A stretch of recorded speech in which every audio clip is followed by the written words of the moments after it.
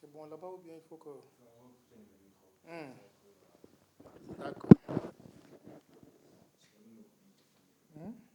Il faut me définir. Vous êtes un pôle de fashion là, les gens ont des... Nous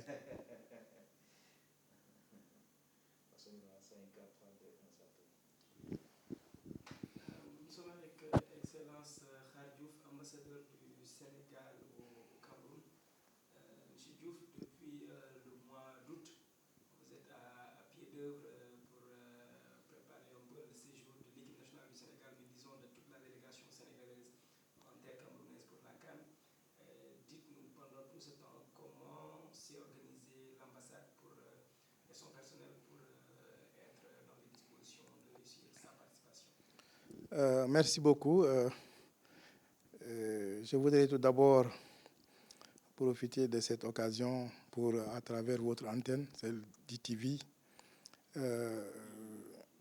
ITV, bon, ITV ou ITV, saluer tous nos compatriotes sénégalais, ceux qui sont au Sénégal comme ceux qui sont dans la diaspora, avec une mention spéciale à nos compatriotes qui résident au Cameroun, en Centrafrique et au Tchad, les 3 pays constituant la juridiction de l'ambassade. Cela étant dit, pour revenir à votre question, je crois que la préparation de la CAN n'a pas commencé en août ou septembre. Elle a commencé bien avant. Je suis arrivé au Cameroun le 1er septembre 2018, soit 3 ans et quelques. Et dès que je suis arrivé, la CAN était déjà programmée. Je me suis dit qu'il fallait commencer à faire le travail de préparation. Ce qui a fait que, bien avant les tirages, nous avons commencé à identifier les sites et les villes qui étaient censées accueillir des matchs lors de la CAN, voir les infrastructures, les hôtels, mais également les stades, les infrastructures hospitalières, etc. Parce qu'on ne savait pas au départ que nous allions jouer à l'ouest, à Bafoussam précisément. Et lorsque le tirage a eu lieu et que nous avons eu connaissance de la ville qui devait abriter l'équipe du Sénégal, immédiatement, le jour même, après le tirage, dans la soirée, avec l'équipe du ministère des Sports et de la Fédération sénégalaise de football, qui était conduite par le ministre Abdoulaye Sow, par ailleurs vice-président de la Fédération sénégalaise de football. Nous nous sommes réunis dans la soirée pour voir les mesures urgentes qu'il fallait prendre. Et nous nous sommes dit qu'il fallait immédiatement aller sur le terrain à Bafoussam pour commencer à faire les prospections et les réservations. C'est ainsi que dès le lendemain, à 9h, nous étions déjà à Bafoussam pour essayer d'identifier les meilleurs hôtels, pour faire les réservations appropriées, pour notamment recevoir les membres de la fédération, mais également les officiels, les journalistes et les supporters, étant entendu que la réservation de l'hôtel qui devait abriter l'équipe des Lions était du ressort de la CAF, mais il fallait quand même au moins s'assurer que la CAF a choisi un bon endroit pour nous. Heureusement, nous sommes arrivés et nous avons constaté que pratiquement l'équipe du Sénégal avait la chance d'être sur le meilleur site. Et ça a beaucoup impressionné les autorités de la région, à commencer par le gouverneur, mais également tous ses collaborateurs et le propriétaire de l'hôtel, parce qu'il n'avait vu aucune délégation. D'ailleurs, nous sommes arrivés, nous avons fait nos prospections, nous avons pris les contacts appropriés, nous sommes repartis et 1 mois après, il n'y avait pas encore un autre pays qui s'était signalé. C'est pour dire quelque part qu'il y avait une bonne anticipation de la part du Sénégal. Ça, c'est le travail de l'ambassade, mais également c'est le travail de la Fédération sénégalaise de football et du ministère du Sport. Donc nous avons travaillé en bonne intelligence, nous avons établi les contacts appropriés, nous sommes restés en contact pendant toute cette période pour chaque fois voir les actes qu'il fallait poser, les mesures à prendre, les choses à éviter pour une bonne participation du Sénégal. Donc globalement, on peut dire que le Sénégal a bien préparé sa participation à cette CAN. Après l'anticipation, il y a le moment, la CAN qui a démarré depuis le 9 janvier. Concrètement, depuis qu'elle a démarré, quel a été un peu le travail de l'ambassade? Ça nous a beaucoup mobilisés. D'abord, ça a commencé par l'accueil des Lions, qui sont arrivés par un vol spécial qui n'est pas arrivé à Yaoundé, mais qui est arrivé à Douala. Donc moi-même, je me suis déplacé personnellement pour aller accueillir l'équipe à Douala, l'accompagner à Bafoussam sur 300 km environ par vol, aller jusqu'à l'hôtel pour installer l'équipe avec les membres de la fédération et de la délégation du ministère des Sports. Et nous nous sommes assurés que l'équipe était dans de bonnes conditions, qu'également les membres de la fédération et les autres officiels qui étaient déjà là ou qui devaient venir sont également assurés d'être dans de bonnes conditions. Et nous avons presque élu quartier, carrément à Bafoussam, pendant tous les matchs du premier tour. Moi, je suis resté là-bas pendant tout le premier tour. Et avant moi, j'ai envoyé sur le terrain mes collaborateurs qui sont restés pratiquement plus de 15 jours à Bafoussam pour accompagner l'encadrement technique, pour accompagner la fédération, les gens du ministère des Sports, mais également pour encadrer également les supporters qui étaient sur place. C'est-à-dire donc que l'ambassade s'est impliquée très activement dans la préparation de cette CAN parce que ça participe également de notre mission. Chaque fois qu'il y a une délégation sénégalaise, de l'accompagner du mieux que nous pouvons. Justement, quand on parle des supporters, quand on parle de football, on parle toujours des supporters. Il y a ceux qui viennent du Sénégal et des autres pays pour rejoindre le Cameroun, mais il y a également ceux qui se sont mobilisés à partir des différentes villes du Cameroun. Comment tout cela a été managé? Effectivement, vous savez que bien avant même la CAN de football, il y a eu des compétitions, notamment de basket et d'handball. Il y avait déjà un comité de 12e Gaïndé qui accompagnait toutes ces équipes-là. Et lorsque on a annoncé, après le tirage, que le Sénégal devait jouer à Bafoussam, le 12e Gaïndé local également a commencé à s'organiser. D'abord, ils ont tenu leur réunion. Ils sont venus me rencontrer avec mes collaborateurs. Nous les avons reçus, nous avons échangé sur la manière dont justement il fallait préparer l'événement.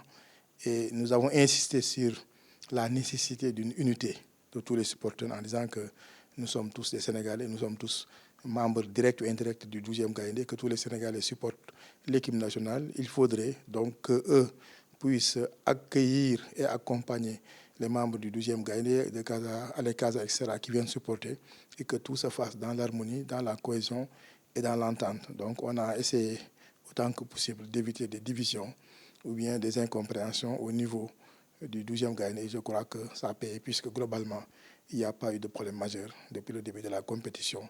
Et on a vu une belle mobilisation du 12e Gaïndé de manière générale, aussi bien de ceux qui sont venus de Dakar, des membres de Alekaza, que du 12e Gaïndé local, qui sont pratiquement venus de toutes les régions. Comme nous le savons, la plupart des Sénégalais sont à Douala et à Yaoundé.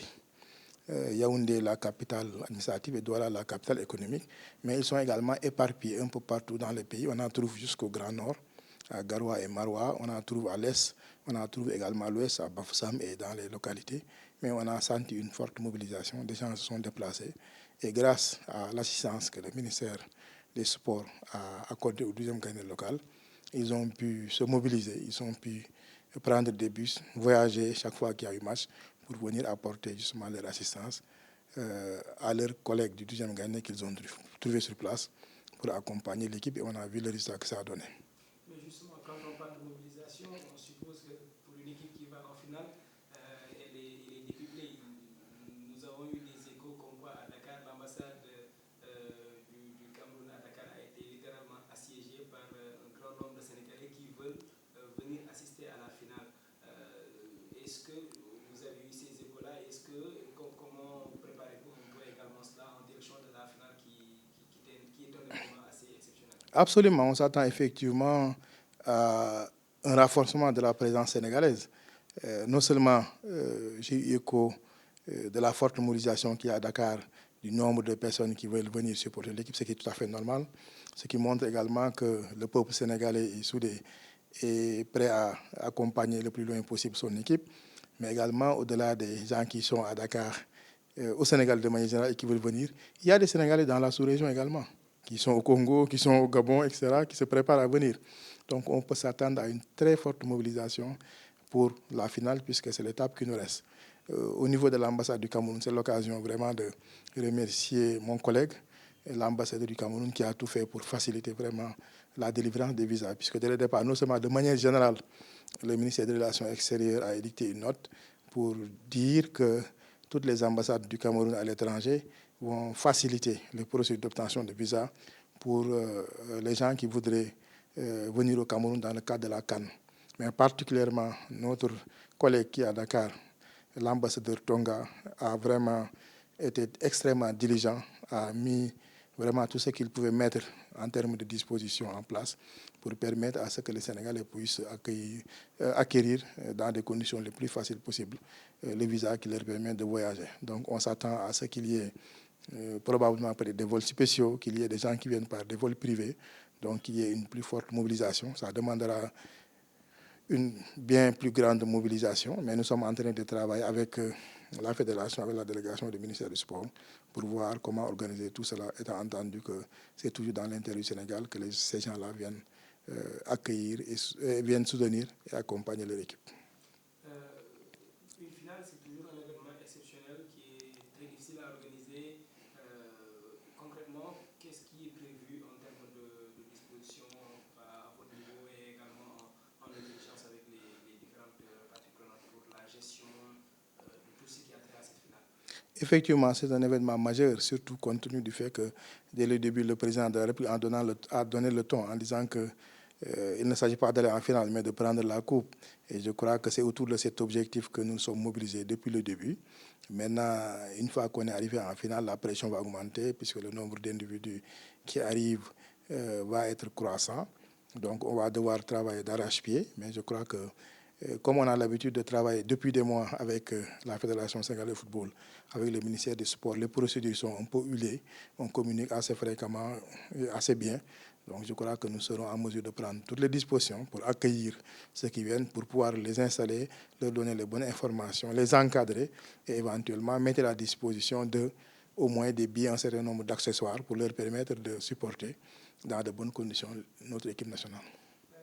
Justement, la CAN a duré pratiquement un mois. Avant ce mois-là, il y a eu les 5 mois qui ont précédé avec le tirage au sort et comme vous avez dit, la préparation et tout ça prend beaucoup de temps, beaucoup d'énergie.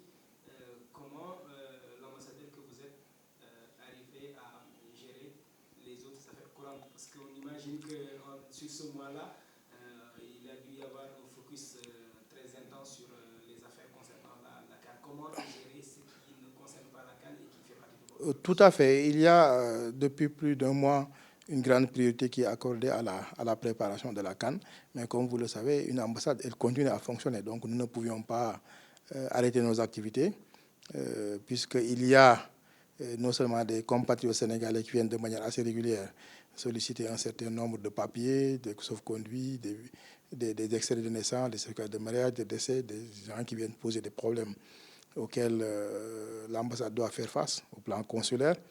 Mais également, il y a les relations avec le Cameroun, il y a les relations avec les pays qui sont accrédités au Cameroun. Et de manière générale, toutes les activités diplomatiques qui continuent et auxquelles justement l'ambassade devait prendre part. Heureusement, nous avons eu un renfort en termes de personnel avec l'arrivée, il y a quelques mois, de 2 conseillers. Un premier conseiller qui est venu de Bruxelles et un deuxième conseiller qui est venu de Dakar, une secrétaire particulière, pour dire qu'en termes de personnel, nous avons été renforcés.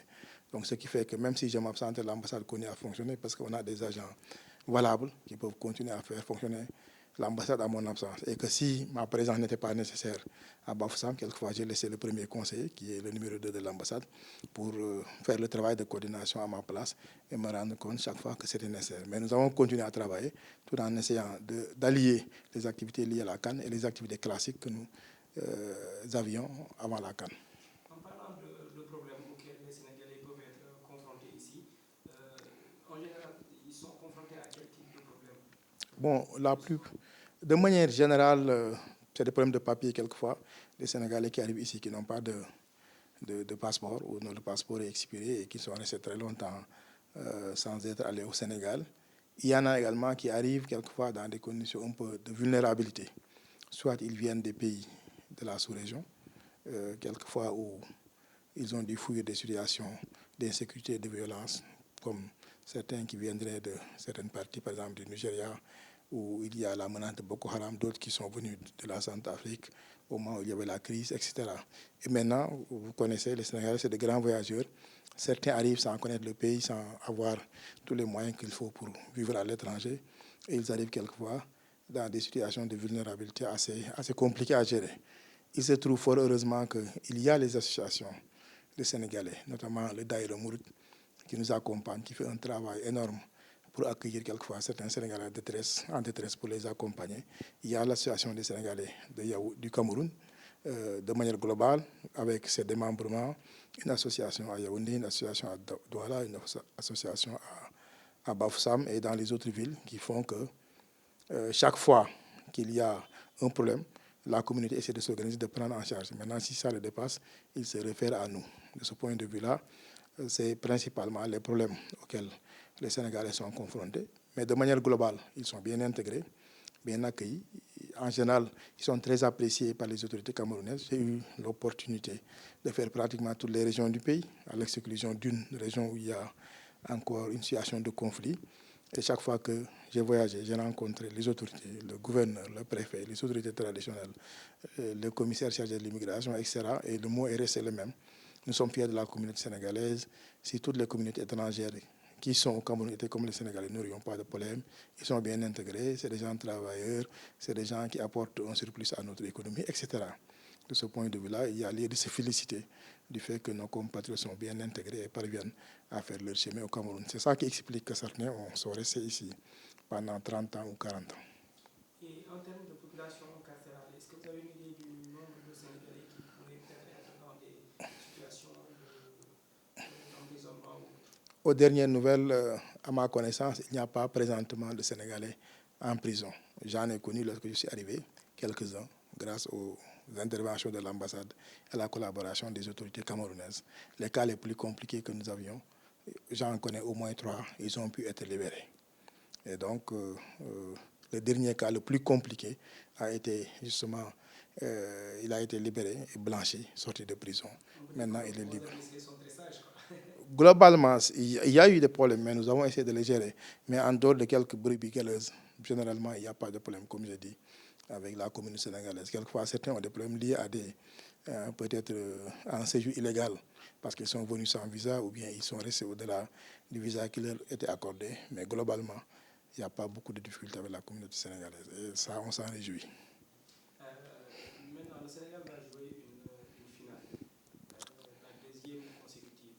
On va essayer de voir est-ce que vous êtes déjà fan de football de façon globale, en dehors de vos activités? Oui, je crois que je n'étais pas un très grand fan de football, mais à force de suivre l'équipe nationale, de l'accompagner ces dernières années, je suis devenu quand même beaucoup plus accroché au foot et je vois la passion monter de match en match.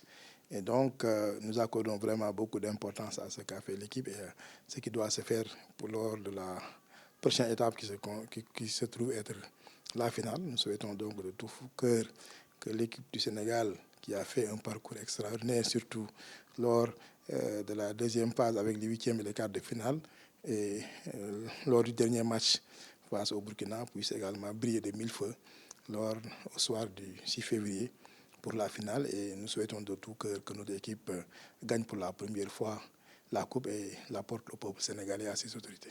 Comment un diplomate, un ambassadeur vit la passion du match de football au stade?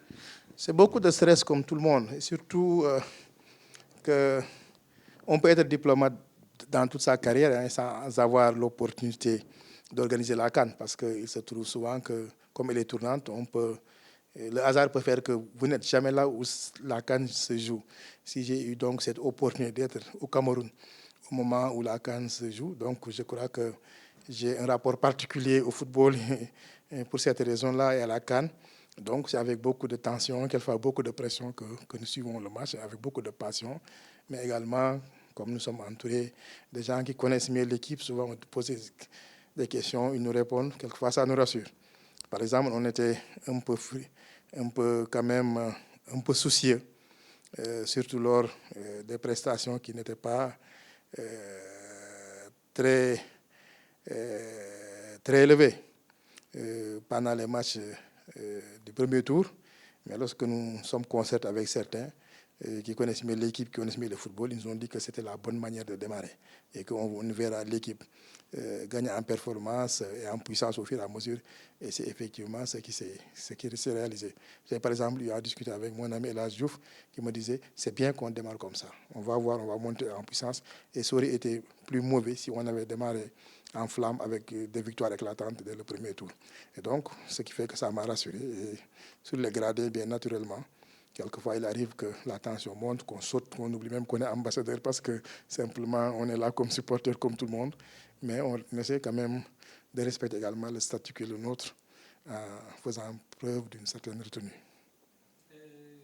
On va supposer que le Sénégal va remporter ce trophée-là. Quel sera un peu le pari que son Excellence Khary Diouf souhaite tenir en cas de victoire? C'est ce que nous souhaitons de tout cœur. Et pour moi, je serais d'autant plus satisfait que peut-être je serai, le cas échéant, le premier ambassadeur à emporter la coupe et à amener la coupe au Sénégal. Donc ce serait à la fois un honneur, une très grande fierté. Bon, mais je crois qu'on a bon espoir que ça va se passer ainsi parce qu'on a une très bonne équipe. On a vu l'engagement des jeunes, on a vu leur détermination. Lorsqu'on a vu les matchs les 3 derniers matchs qu'ils ont menés, on voit une équipe très performante, très déterminée, des jeunes qui sont conscients justement de toute la confiance que leur vaut le peuple sénégalais, des attentes de ce peuple-là et qui sont prêts à aller jusqu'au bout. Donc, je crois que ce serait tout un honneur pour moi d'accompagner l'équipe si on prenait la coupe.